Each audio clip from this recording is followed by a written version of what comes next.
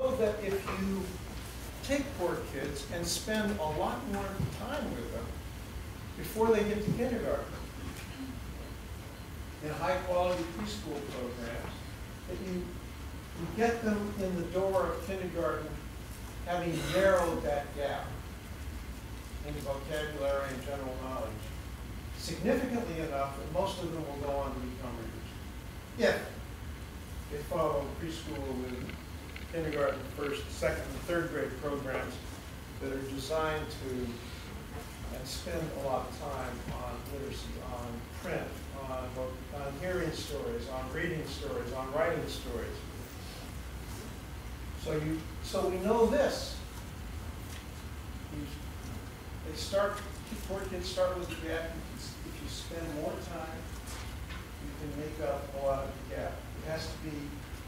It has to be well thought through. It has to be with teachers who have been trained to spot opportunities with young kids when they're just playing. Because you don't want to, this is not about cramming for kindergarten.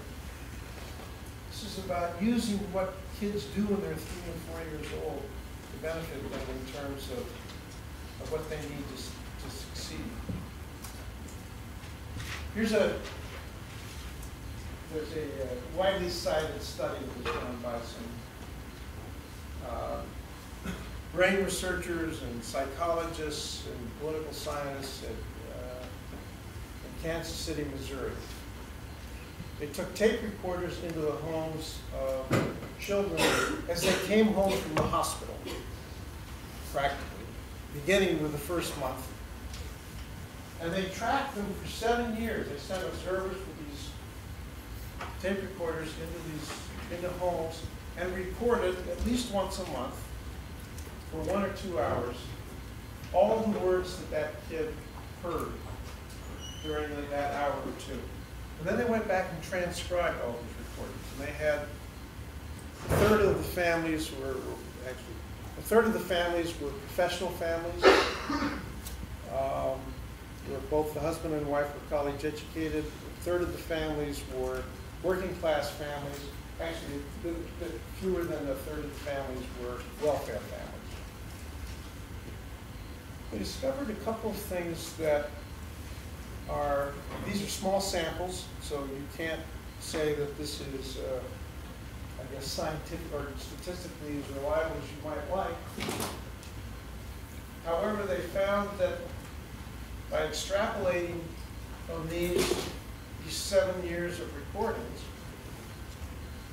they calculated that by age 3, a child growing up in a professional home will have heard 30 million more words than a child growing up in a welfare home. 30 million more words. They also went on to sort of evaluate the quality of the words they heard.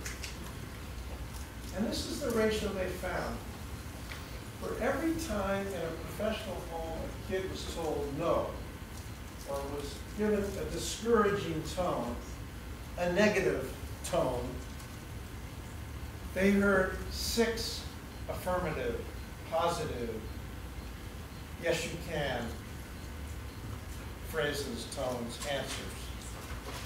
The ratio in the welfare homes was for every time that they heard a positive, affirmative statement, they heard 2 negative or discouraging statements.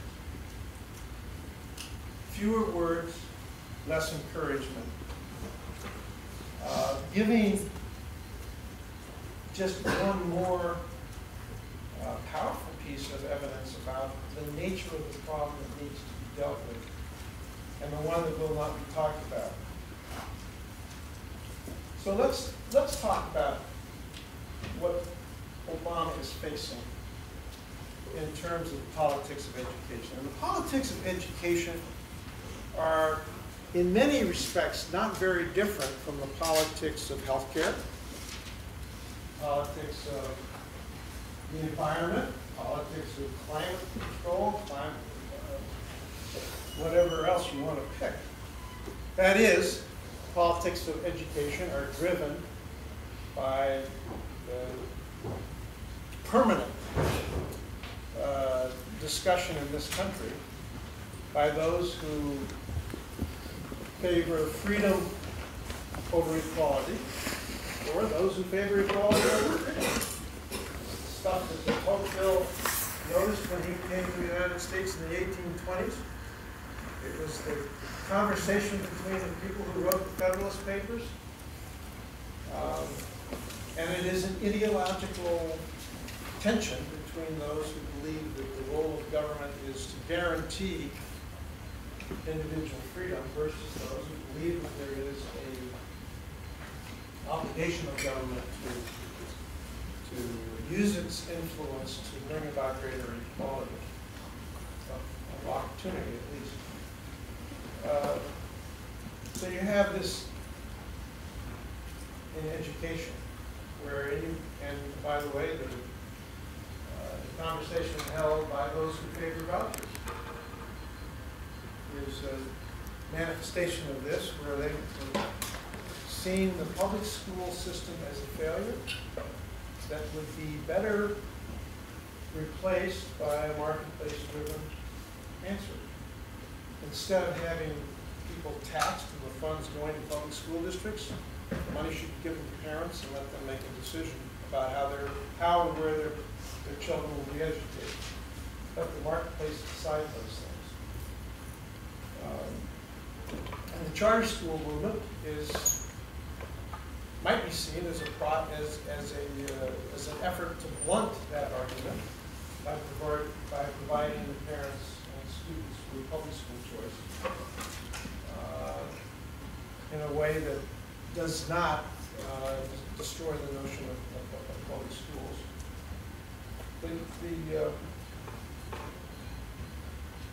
The other thing that is really important in education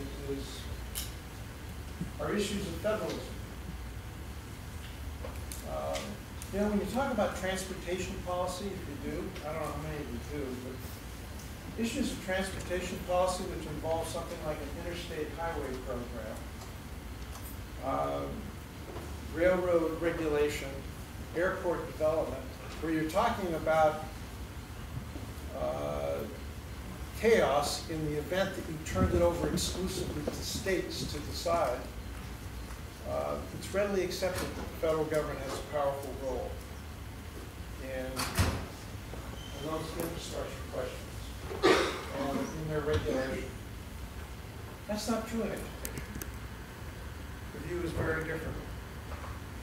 States are very jealous about maintaining control of public schools. And the variation among states is very powerful. Regionally, the attitude towards public education in Massachusetts is very different than it is in Mississippi. Mississippi does not want to be driven by what Massachusetts does. And will resist, its legislature will resist the idea that Mississippi's standards should be replaced by academic standards that may approximate those found in Massachusetts. So you have the issue of federalism, which arises in a lot of public policy areas. But the two areas where you have a distinctive quality to the debate about education. First of all, the ones we've already discussed. The issue of race and class, which is too often unspoken in the policy discussion about education, but has a huge influence. This is not something that is characteristically found when you're talking about healthcare or environmental or transportation. And yet it's a very strong indicator, if you will, in the politics of education. And the other thing that's different is the role of teachers and teacher unions.